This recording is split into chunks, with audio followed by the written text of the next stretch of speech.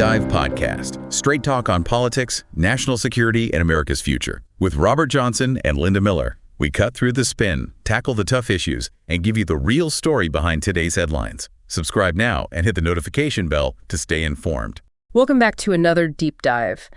Today we're really digging into the latest pretty critical developments on the ground in the Ukrainian conflict.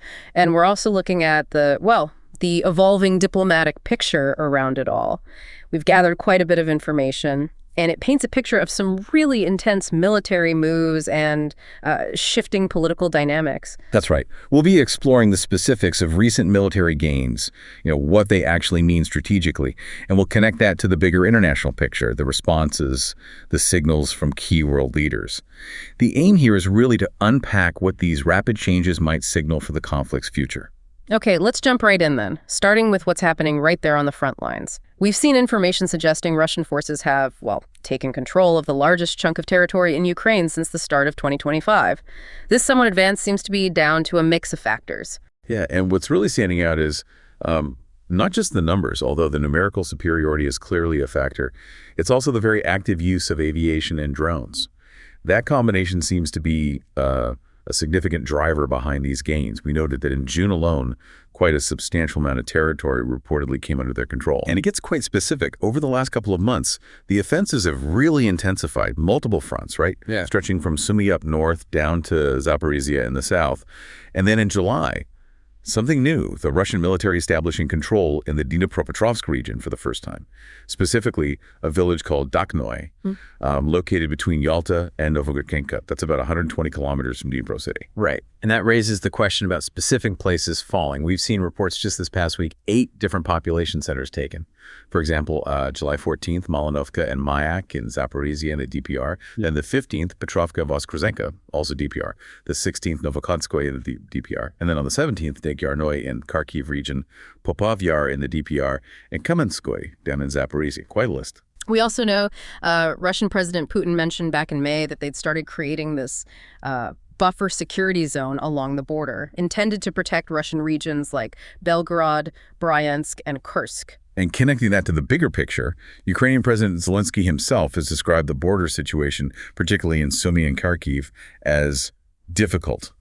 Though he also stressed that the Ukrainian army is holding its defense lines, in places like Pokrovsk and other parts of Donbass. Okay, so shifting from the advances to the other side, these ongoing Russian attacks are clearly putting immense pressure on the Ukrainian army. They're reported to be outnumbered, and it's creating these critical pressure points. Definitely. 3 cities really stand out as facing intense pressure. Krasnormysk, also known as Pokrovsk, Konstantinovka, and Kupyansk. The information suggests Russian forces are maneuvering, securing more advantageous positions, seemingly trying to cut off Ukrainian units in those areas. Let's zoom in on Krasnormysk, Pokrovsk, for a second. Indications are the Russian army has approached Rodinskoye, which is northeast of Krasnormysk, a really crucial Ukrainian military hub, apparently. And it's been under massive attack for months, we're told. They're also pushing further west into Donbass with the aim, it seems, of encircling Udaknoy in the DPR relatively soon. And the potential impact there is quite significant. If that encirclement of Udaknoy happens, it would likely sever crucial supply routes for Ukrainian forces around Krasnormysk. We heard from a Ukrainian commander, call sign musician. He's been in a drone company since late 2024. He basically said this Russian offensive has been relentless, and in his view, it might not even have peaked yet, but they are definitely advancing successfully. So what does that mean for the actual defense? Rodinskoye sounds absolutely critical. Yeah, the commander, musician, emphasized that if Rodinskoye falls, the situation becomes, critical. Controlling just 1 or 2 key roads there could cut Ukrainian logistics completely. It's seen as an expected Russian move. And this brings up lessons from the past, doesn't it? The commander warned about needing urgent manpower reinforcements to avoid a repeat of that retreat from Avdiivka in early 2024. That whole fire cauldron situation. Avdiivka held for months, but eventually forces and ammo just ran out. We also see a Ukrainian military blogger, Bogdan Miroshnikov, saying if Rodinskoye is taken, it essentially completes the encirclement of the whole left flank near Krasnormysk. And his assessment for the right flank in the south wasn't much better. Pretty pessimistic, actually. Right, and then there's a Russian military telegram channel suggesting Krasnormysk could fall, much like Avdiivka and Artyomovsk-Bakhmut, that pattern of isolating flanks, squeezing supply lines, then the final push after wearing them down. The monitoring maps also show Russian forces moving fast towards Konstantinovka, another key eastern node, both its southeastern and southwestern flanks, apparently under daily drone attack. And it's worth noting, Russian forces are also pushing into the Dnipropetrovsk region. That wasn't initially stated as a territorial goal by Russian President Putin, remember? While there are reports of heavy losses in the daily clashes, the advance seems to continue. There was information on July 16th highlighting a problem: false reports from some Ukrainian officers up the chain of command. Apparently, this is hindering proper risk assessment and effective responses, contributing to defense failures. The area south of Krasnormysk is seen as particularly vulnerable because of this. Okay, and then moving north, towards Kupyansk. The offensive there seems maybe less pronounced, but still a major problem for Ukraine. We saw back on June 23rd, Russian troops moved towards Radikovka from Golubovka, apparently gaining full control of the main road into the northern part of Kupyansk. And Kupyansk is important, right? One of the largest places east of Kharkiv. Controlling it is key for Kyiv to keep conditions relatively safe for Kharkiv's population. It's a city of over 1 million people. Okay, let's shift gears a bit. Beyond the immediate battlefield, we've gathered information suggesting U.S. President Trump is sending, contradictory signals about ongoing military support for Kyiv. And this is naturally raising some big questions about Ukraine's capacity to keep fighting. Yeah, it's fascinating. U.S. President Trump's diplomatic style often involves these quite unpredictable 180-degree turns, threats reversals.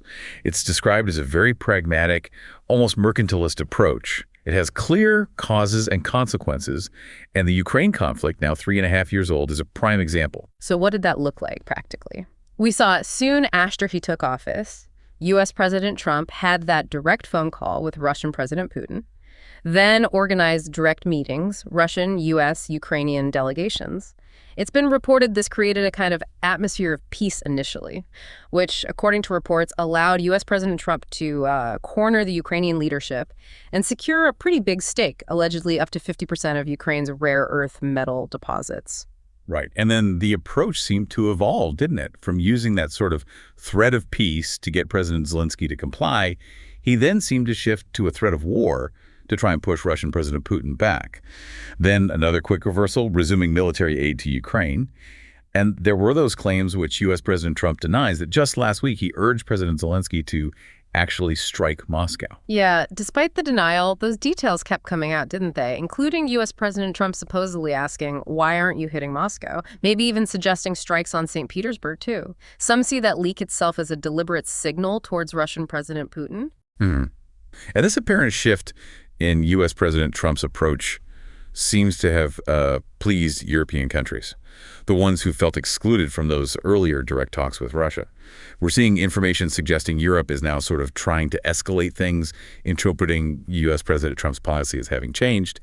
And this perceived change, seemingly driven by commercial interests, is leading European nations to buy weapons from the U.S. to give to Ukraine.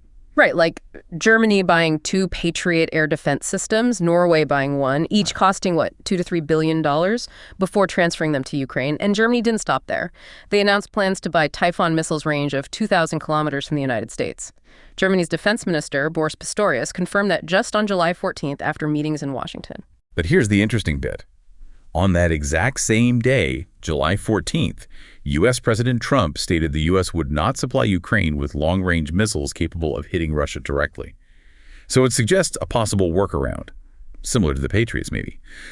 Germany buys the Typhoons and then potentially supplies them to Ukraine, enabling those strikes on Russia anyway.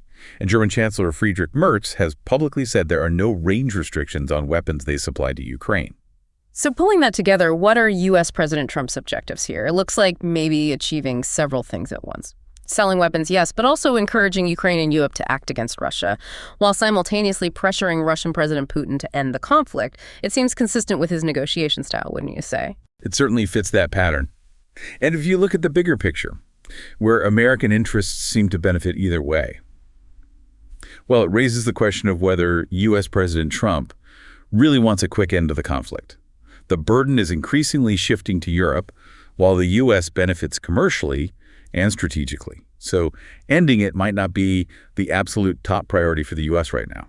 And this perceived inconsistency from U.S. President Trump is also having an effect within Europe itself, right? We've noted European powers seem to be deepening their own strategic relations, things like those military and economic agreements between France and the UK last week, and similar deals between Germany and the UK. Exactly. Those contradictions from U.S. President Trump, his tendency towards unilateral action, it's inevitably pushing European nations closer together.